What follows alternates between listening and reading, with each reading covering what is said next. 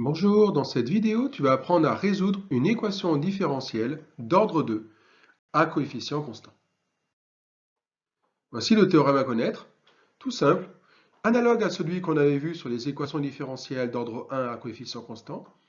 Les solutions d'une équation différentielle d'ordre 2 sont les fonctions définies sur i par y de t égale y0 de t plus g de t, où y0 sont les solutions de l'équation homogène E0, je t'ai déjà fait une vidéo là-dessus, plus G de T, où G est une solution particulière de E, et je t'ai fait 2 vidéos à ce sujet aussi. Bref, alors en fait, il suffit tout simplement d'ajouter les solutions proposées.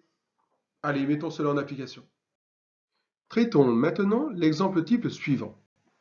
On considère l'équation différentielle E'1, y seconde de t moins 4y' de t plus 3y de t égale moins 3t carré plus 2t. Petit 1. Résoudre l'équation homogène E0, y seconde de t moins 4y' de t plus 3y de t égale 0. Petit 2. Montrer que la fonction g définie sur R par g de t égale moins t carré moins 2t moins 2 est une solution particulière de E'1. Et petit 3. Déterminer les solutions de l'équation différentielle E'1. Petit 1 et petit 2, j'ai déjà fait des vidéos type là-dessus. On va aller un peu plus vite à ce sujet. Le petit 1 a déjà été résolu dans la vidéo comment résoudre une équation différentielle homogène. On avait dit que les solutions de 0 sont les fonctions définies sur R par y de t égale k1 exponentielle t plus k2 exponentielle 3t avec k1 appartenant à R et k2 appartenant à R. Petit 2, montrer que la fonction g définie sur R par g de t égale moins t carré moins 2t moins 2 est une solution particulière de E'1.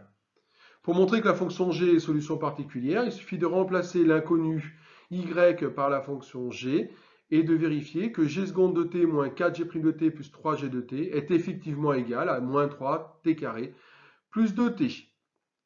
Pour vérifier cela, il nous faut d'abord calculer g' et g seconde. Bon, rien de plus simple, g de t c'est moins t carré moins 2t moins 2, donc la dérivée c'est moins 2t moins 2. Et la dérivée seconde, moins 2.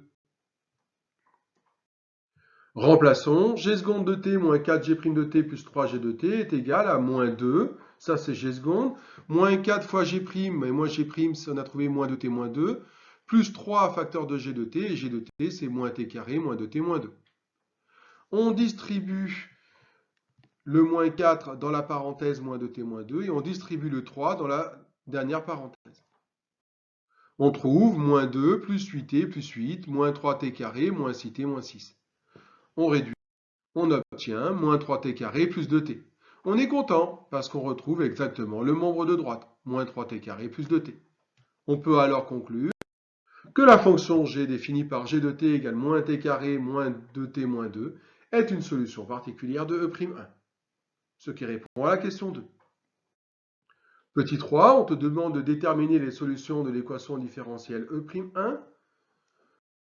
On a dit à la question 1 que les solutions de 0 étaient des fonctions définies sur R par y de t égale k1 exponentielle t plus k2 exponentielle 3t avec k1 dans R et k2 dans R.